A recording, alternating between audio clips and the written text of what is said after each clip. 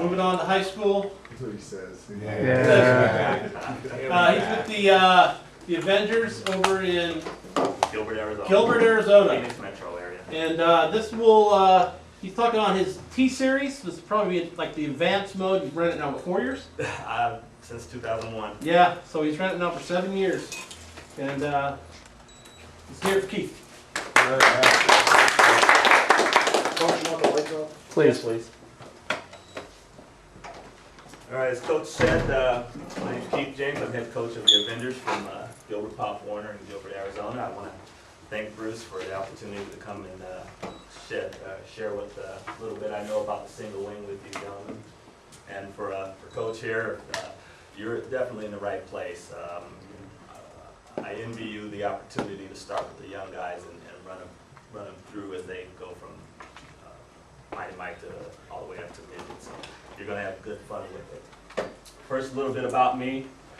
From 1987 to 2006, I was a high school sprint coach at Washington High School in Phoenix, Arizona. Started assisting Pop Warner team on the West Valley in '88.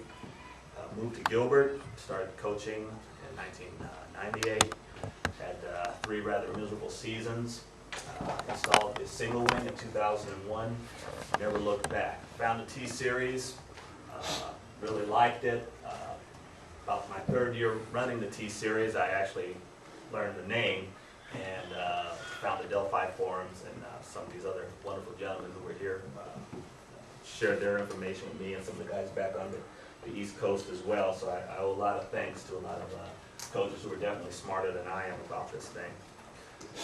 What is Avenger football? And I doubt that I'm going to say anything any different than most single wing coaches say. You know, at the beginning of the year we have our parent meeting when I let them know that I am kind of contrarian and I do things differently than what you may have seen from any teams your sons have played on in the past. But we're aggressive, both sides of the ball. We're attacking on defense. We're definitely, you can't run a single wing and not be attacking on offense. We're hard hitting. Coach was talking about the number of drills that you run. Just as a little backup to that, this last season, I ran a full defensive scrimmage once, and we allowed 46 points all year. So defensive play, to go off topic for a second, defensive, especially game time situation type drills are a great tool for youth football.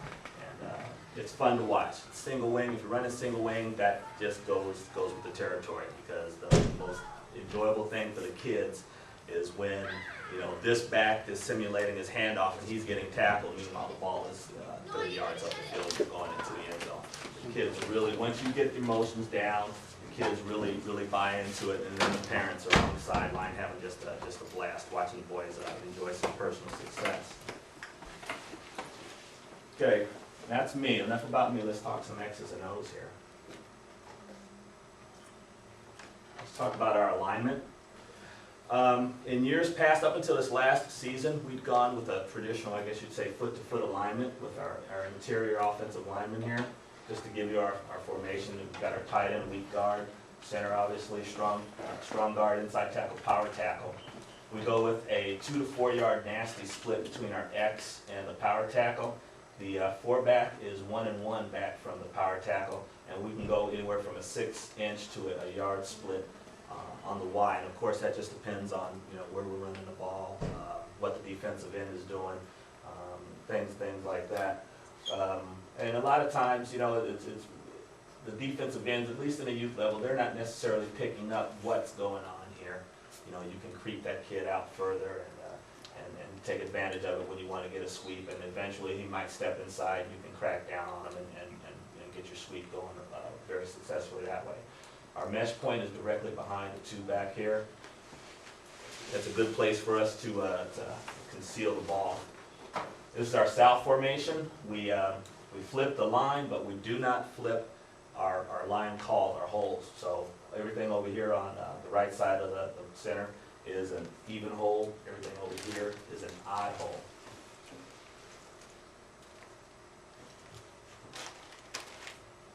With regards to the, how we call our plays, again, something that the more experienced gentlemen find familiar. First thing we're calling is our formation. We've got this 3-digit sequence here. It's our first number is who gets the ball.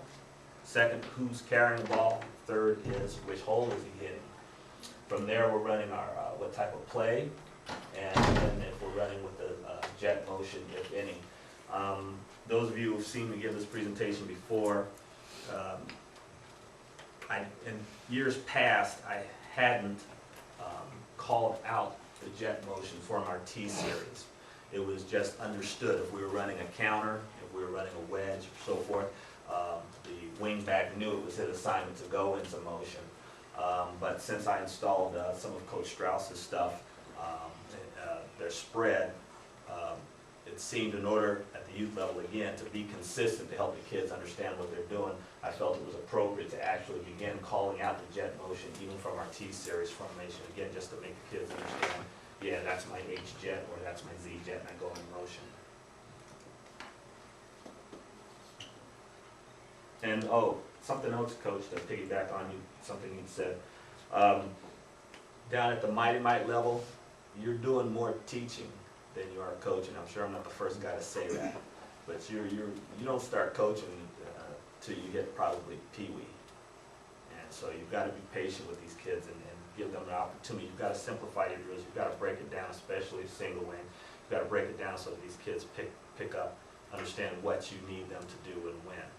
The way we run Avengers football, the kids don't do things just because Coach Keith or Coach PJ says it. They understand why they're supposed to do it, so they can formulate what their assignment is in their mind and then go to try to execute it deliberately and confidently. Full disclosure on this slide, my lovely wife, who is a football fan and also in accounting, suggested that I put this slide together to convey this to you gentlemen. It's our win percentages versus our number of formations. And as you can see here, our first season, and all the way, our first 3 seasons, we were strictly single wing. And that first year, 8-3, had a great year. It was new, nobody had seen it. So we beat up on some teams that had taken advantage of me the year before. Next 2 seasons, a little bit of a transition. We had some injuries, some other issues.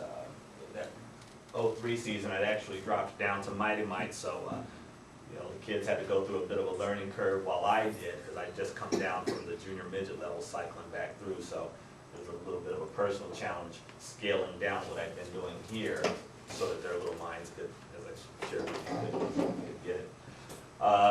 Then in the 04-05 seasons, we began adding beast. Again, a nice addition to what we were doing. We're running the ball constantly, maybe passing 10-15% of the time. We moved up to Pee-wee, and I began looking for a spread that I could run, something to augment our single wing, because now I'm in the playoffs regularly. We're a perennial playoff team, and the better coaches are starting to diagnose what we're doing. And so my line coach and my defensive coordinator is a good friend of mine. Is like, Coach, you got to come up with a little bit of a different wrinkle. So we began looking for a spread. And those of you who know Gary Kanyas, he's coach GC on the Delphi forums. He'd been after me for 2 years. He was chasing me this 06-07 year to run Coach Strauss's rocker or his SC series. And I was like, okay. Well, finally this year I installed it, and it was a natural complement for the T series. So as you guys get up and start getting into the upper level, if you're going to run T series, find yourself a good spread complement to it. You can see we actually started running more spread than we did beast even. And in the last 2 games of the season, we actually dabbled just a little bit with some direct snap double wing, just enough to, again, just a bit of a wrinkle to try to piss off the opposing defensive coordinator, give him something else to think about. These Avengers, If there's one thing that I wanted done, those guys thinking by the end of the season was, they don't know which way I'm coming at them. So, and I think we managed to succeed at that point, at that mission a little bit. Our mesh point, as I said, was directly behind our 2 and our 3 back. The 3-back takes a hard step directly behind the 2-back.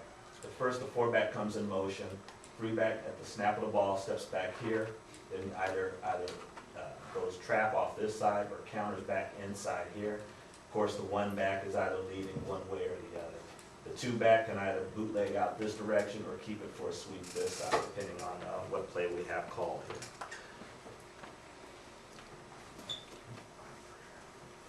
Motion here, ball is snapped, step back and through. Off tackle here or out this direction here. The 3-back, his foot is actually, his toe is lined up even with the heel of our 2-back, so that when he makes his step back, those of you who know me know I'm a big fan of Mark Bliss's stuff from his time in Conclave Springs. And, you know, you've got these big high school kids who they can take one hard step back and disappear behind the 2-back, whereas our little guys, you know, they're taking maybe a step and a half, 2 steps in order to get back there and be fully concealed back behind the back in front of them. This is our blocking grid. We do a lot of work here in our 2 to 4 gap and conversely over to 3 to 5 gap when we switch. We're wedging, love to wedge, quick leads, traps, counters, and anything outside here is a sweep. We stretch our 6 hole. Anything outside the 4-back is 6, and then when we go in our south formation, anything out the 4-back is a 7 hole. One of the challenges we did see this year when we went foot to foot, when we went with the 1-foot splits away from our foot to foot, our wedges weren't quite as successful as they had been in years past. That's something that my line coach and I are dedicated to work on, because we do like to wedge. It's even at that age group, it's really fun thing to see when the kid can break free, and again they're busy chasing all this motion back here, meanwhile the 1-back's going for 15 yards up the field. Coach? Yes. Are you wedging on the guard? Yes. Mm-hmm. Yes, we do. Yes, we do. This information was provided to me from my line coach. I was very fortunate. He's been with me 4 years now. He had a stint as a head coach 2 seasons ago when his son wasn't able to make weight for him to stay with us. And I said, I emailed him Monday. I'm like, PJ, send me 2 or 3 words that I can, or sentences I can convey our blocking principles to the coaches here, so that I don't sound completely lost. And the next thing I know, he emails me back this nice dissertation. I'm like, it's great. Yeah, I got to cull it back a little bit. So thanks to PJ Tyler for this information. Our blocking principle are man on, man inside, and PJ feels that it's really one of the most basic and simplest techniques to teach to the young players. We experimented with God blocking. Matter of fact, ironically, the year that PJ stayed down with his son, we experimented with God blocking. The gentleman I had as the line coach there, he gave it a good shot, but for us personally, we didn't quite have the success that other folks have had running God. So PJ's a big believer in this, and here are some of the principles he likes to go with, make sure everybody understands. Obviously the lineman, in a man-on situation, he needs to know where the ball is going. His first step, he needs to step play side and ensure that they can hook the defensive player.